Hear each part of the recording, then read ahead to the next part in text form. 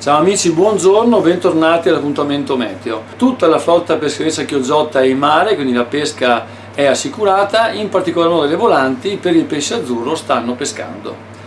Tornando alla parte meteo, una perturbazione che se n'è andata lasciando il suo strascico di neve e piogge un po' ovunque, un'altra che arriverà oggi ma salterà la pianura padana apportando solo condizioni di nebbie fitte sulle coste e sulla parte del Polesine e un discreto soleggiamento in giornata da noi, pur condito con dei venti da ovest piuttosto freddi. Temperature minime che sono risultate negative nella tarda nottata, per ora si stanno piano piano alzando, siamo intorno ai 2 gradi. Temperature massime, vista l'aria mite, si porteranno tra i 6 e gli 8 gradi, totalmente nella media diciamo del periodo. Questa perturbazione che spingerà il maltempo sull'Appennino e nella parte sud recherà parecchie nevicate in quelle zone e quindi positiva anche quella situazione. Nel proseguo della settimana vediamo che sicuramente tra l'Epifania e domenica, che chiuderà le feste, avremo una fase depressionaria piuttosto estesa, piuttosto forte, che arriccherà ancora parecchio maltempo e sicuramente abbondantissima neve sulle Alpi e sulle Prealpi.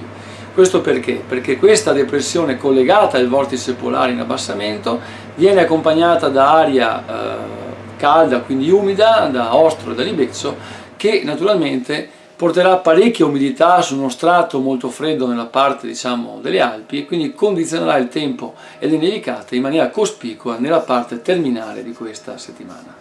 Dunque un gennaio, come vi avevo già annunciato a fine di dicembre, molto dinamico, molto variabile, che si prospetta essere molto diverso dagli ultimi gennai, quindi un inverno ricco di precipitazioni così come noi lo speravamo quest'estate, che arrecherà quindi un beneficio alle falde e a tutto ciò che sono i corsi d'acqua, importantissimo per il proseguo della prossima stagione.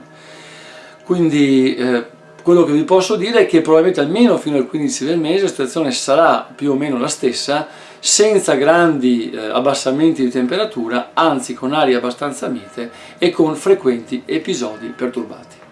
Non mi resta che augurarvi una buona giornata, buone ferie chi le sta facendo e buon lavoro per chi ritorna oggi. Ciao a tutti!